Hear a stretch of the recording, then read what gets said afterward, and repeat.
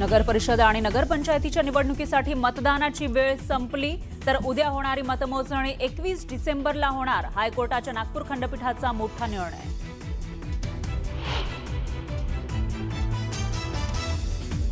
मुक्ताईनगरमध्ये रक्षा खडसे आणि चंद्रकांत पाटील पुन्हा आमने सामने. प्रभाग क्रमांक 17 मधील मतदान केंद्रावर गोंधळ, गुंडगिरी सुरू असल्याचा रक्षा खडसेंचा आरोप.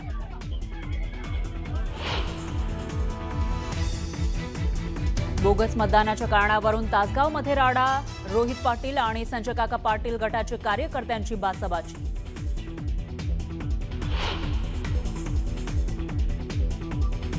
औरंगाबाद खंडपीठाचा राज्य निवडणूक आयोगाला दणका. अखेरच्या क्षणी असे घोळ भविष्यात टाळा. आयोगावर ताशेरे. आयोगाचा सावळा गोंधळ बरा नसल्याचे टोचले कान.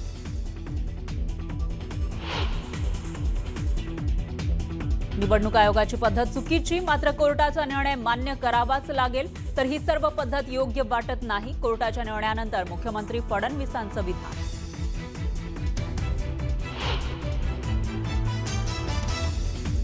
आमदार संतोष बांगर यांच्या विरोधात गुन्हा दाखल. आचारसंहितेचा भंग केल्याप्रकरणी गुन्हा. आधी डाउनलोड नव्हती होत, मशीन रिडेबल नव्हती. नंतर रात्रीपर्यंत सगळ्यांनी जेव्हा डाउनलोड केले तेव्हा मोठ्या संख्येत सगळीकडे गोंधळ उडाला. याद्या सापडत नव्हत्या. जे समरीमध्ये आले आहेत ते नाव शोधायचं कसं, बिल्डिंग शोधायची कशी, माझं स्वतःचं नाव शोधायचं कसं, हा एकंदर गोंधळ हा संपूर्ण ह्या मुंबई महानगरपालिकेच्या जी निवडणुकीची यादी आहे त्याच्यात होता. अर्थात त्याच्यानंतर आम्ही निवडणूक आयोगाची भेट घेतली. तिथे वाघमारे साहेब होते आणि इतर त्यांचे सहकारी होते आणि त्यांना हेच आम्ही विनंती केली होती. आम्ही जे पत्र दिलं होतं उद्धव साहेबांनी आणि राजसाहेबांनी ते त्यांच्यासमोर मांडलं आणि अजून काही दिवस मागून घेतले होते. पण प्रामुख्याने त्याच्यात जो घोळ होता त्याच्यावर कुठेही निवडणूक आयोगावर अवलंबून न राहता आम्ही स्वतः त्याच्यावर काम करत राहिलो. गेले 10-12 दिवस आम्ही शाखेत जातोय, वेगळ्या विधानसभेत जातोय आणि ह्याच्यावर ऑब्जेक्शन कसे घ्यायचे, काय ऑब्जेक्शन घ्यायचं, कुठचं फॉर्म भरायचा, ही सगळी जी किचकटपूर्ण प्रक्रिया आहे ती पार पडत आहोत. यानंतर देखील आम्ही अनेक शाखेंमध्ये जात आहोत.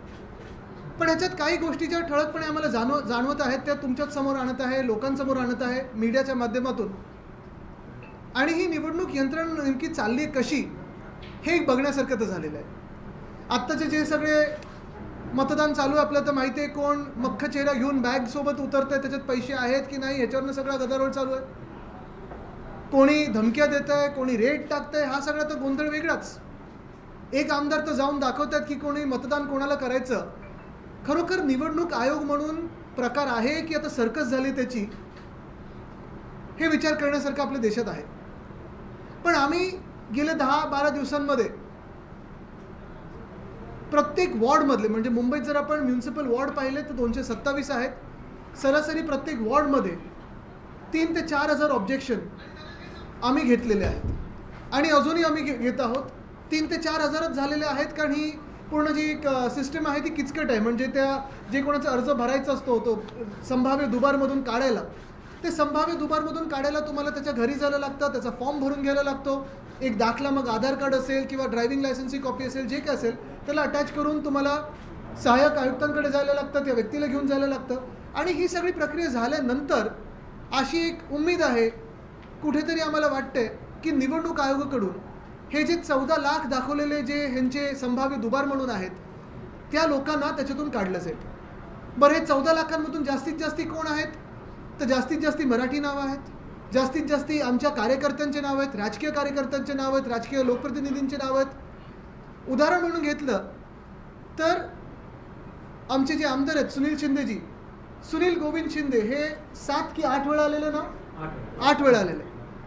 बरं, ह्याच्या आधीही त्यांनी मतदान केलं आहे. त्याचे आमदार आहेत ते मुंबई महानगरपालिकेतून नगरसेवकांनी निवडून दिलेले आमदार आहेत, पण त्यांचंच नाव मुंबई महानगरपालिकेच्या यादीमध्ये जे आता मतदार यादी आहे 7 वेळा आलेलं आहे. खोलावर गेलं तर प्रत्येक ते जे 7 वेगळे सुनील गोविंद शिंदे आहेत त्यांचे वय वेगळी आहेत, ॲड्रेस वेगळा आहे, फोटो वेगळा आहे, पण नाव कॉमन वाटतंय म्हणून 7 वेळा त्यांनी सांगितलं संभाव्य दुबार. पण ह्या संभाव्य दुबारांचं, जसं आता श्रद्धाताई जाधव आहेत, आमच्या महापौर राहिलेत, मुंबई महानगरपालिकेच्या मुंबईच्या महापौर राहिलेले आहेत, त्यांचं नाव 8 वेळा आलेत.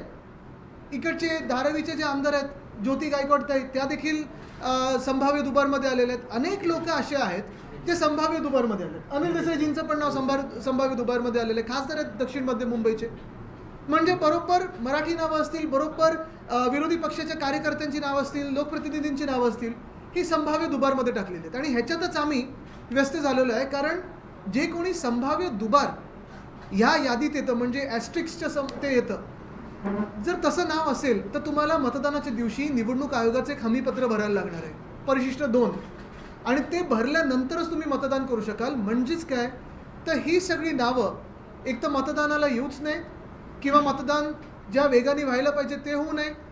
जे विरोधी पक्षाचे असतील किंवा जे मुंबई प्रेमी जे लोक असतील, त्यांचं मतदान स्लो डाऊन व्हावं, ही कदाचित निवडणूक आयोगाची ह्या मागची विचारसरणी असू शकते.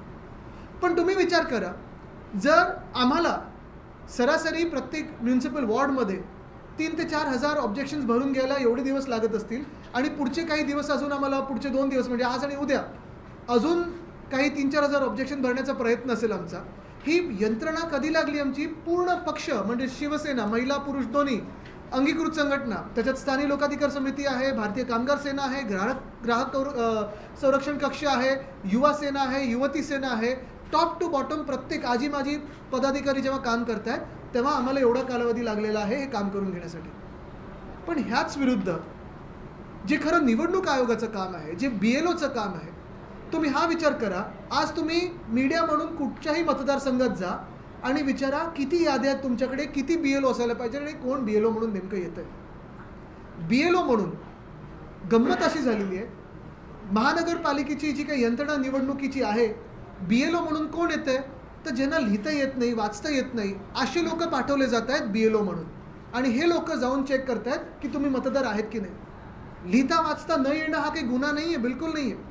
परिस्थिती असेल म्हणून तसं ते पुढे तसं राहील असेल.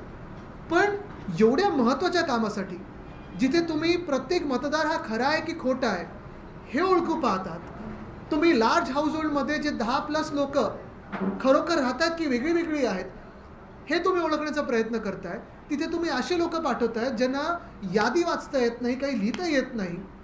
तर नेमकं ही निवडणूक प्रक्रिया जी चाललेली आहे, मी केंद्रीय निवडणूक आयोगाला पण विचारत आहे, राज्याच्या पण निवडणूक आयोगाला विचारत आहे, आणि स्थानिक निवडणूक आयोग जी मुंबई महानगरपालिकेसाठी आता कार्यरत आहे ह्यांनाही विचारत आहे की नेमकं तुम्ही करता काय, पगार कशासाठी घेता, जे काही पगार येतात ते जनतेच्या पैशामधून येतात का, म्हणून आम्ही तुमच्या सस्पेन्शनची मागणी करू नये का, म्हणून आम्ही कोर्टात जाऊ नये तुमच्या सस्पेन्शनसाठी का, म्हणून तुमच्या विरुद्ध आंदोलन करू नये का, म्हणून तुमच्या घरावर येऊन विचारू नये की तुम्ही आमच्या देशाची वाट का लावतात. एका बाजूला आपण पाहतोय गोंधळ तर सरासरी मोठा घातलेलाच आहे, पण दुसऱ्या बाजूला तुम्ही थट्टा उडवताय, सर्कस करून ठेवलेली आहे की ज्यांना लिहिता येत नाही, वाचता येत नाही, यादीत काय लिहिलं आहे हे कळत नाही आहे, अशा लोकांना तुम्ही या सगळ्यात महत्त्वाच्या पवित्र काम, आपल्या लोकशाहीच्या पवित्र कामासाठी तुम्ही पाठवताय. तसंच त्याच्याही पुढे जर तुम्ही जाऊन पाहिलं तर हा घोळ इथे थांबत नाही. पुढचा घोळ असा आहे, आणि हे परत तुम्ही सगळ्यांनी ऐकून घेणं गरजेचं आहे, पुढचा घोळ असा आहे की निवडणूक यंत्रणेत साधारणपणे 5,86,000 लोक, युनिक लोकांचे नावं दुबार तिबार 5 वेळा 6 वेळा आलेत, म्हणून मुंबई महानगरपालिकेच्या यादीमध्ये 14 लाख वेळा दाखवले संभाव्य दुबार. पण ह्याच्या पलीकडेही जाऊन प्रत्येक शाखेत जेव्हा मी जातोय तेव्हा मला लोकांकडून कळतो एक फीडबॅक, काही काही असे आहेत संभाव्य दुबार, जसं मी दाखवलं, जे खरोखर दुबार नाही आहेत, कॉमन नावे म्हणून संभाव्य दुबारमध्ये टाकले, पण काही काही दुबार आलेत त्यांच्या नावासमोर स्टारच नाही आहे, त्यांना दुबार म्हणून ओळखलंच नाही आहे. मग ही तुम्ही आळस म्हणून असं केलं आहे की थट्टा म्हणून असं केलं आहे की प्लॅनिंगने असं केलं तुम्ही की मुंबई महानगरपालिकेची जी सगळी निवडणूक यंत्रणा त्याची वाट लागावी, बट्ट्याबोळ करून ठेवलेला आहे. तसंच तिसरा जो एक फीडबॅक माझ्याकडे येतो तो म्हणजे लोकसभेच्या वेळी देखील आणि विधानसभेच्या वेळी देखील आम्ही ऑब्जेक्शन घेतलं होतं, अजूनही ते ऑब्जेक्शन तसंच्या तसं आहे. ज्या लोकांची, जे मृत मतदार आहेत, मयत मतदार आहेत, जे डेड वोटर्स ज्यांना आपण बोलतो, बिचारे कधीच गेले, म्हणजे कोणी 90मध्ये गेलं, कोणी 2000 साली गेलं, कोणी गेल्या 5 वर्षांमध्ये गेलं, त्यांचं डेथ सर्टिफिकेट देऊनही निवडणूक आयोगाने त्याच्यावर कुठेही कारवाई काही केली नाही आहे. आणि विधानसभेत जेव्हा आम्ही आता ॲनालिसिस करत होतो, तो वोट चोरीचा गोळ तुमच्यासमोर लवकर आणूच, त्याच्यात पण प्रत्येक सीटवर कमीत कमी 4 ते 5 डेड वोटर्सनी बूथ वाईज मतदान करून गेलेले आहेत. ही वोट चोरी नाही तर काय आहे? हे मतदार कुठून आले, कोण आहेत हे जे गेलेले मतदार आहेत, मग त्यांच्या वतीने दुसरं कोण प्रॉक्सी वोटिंग करताय का? मतदान तुम्ही करू कसं दिलं? आणि इथे पण ह्या यादीत पण ऑन एन ॲव्हरेज जर तुम्ही पाहिलं तर प्रत्येक मतदारसंघामध्ये 80 ते 100 मतदार असे आहेत जे कधीच गेलेले आहेत. पण तर मतदार यादीमध्ये कशा पद्धतीनं घोळ आहे हा आरोप पुन्हा एकदा आदित्य ठाकरे करताना दिसत आहेत. या पत्रकार परिषदेचे अपडेट आपण घेत राहूयात. पाहूयात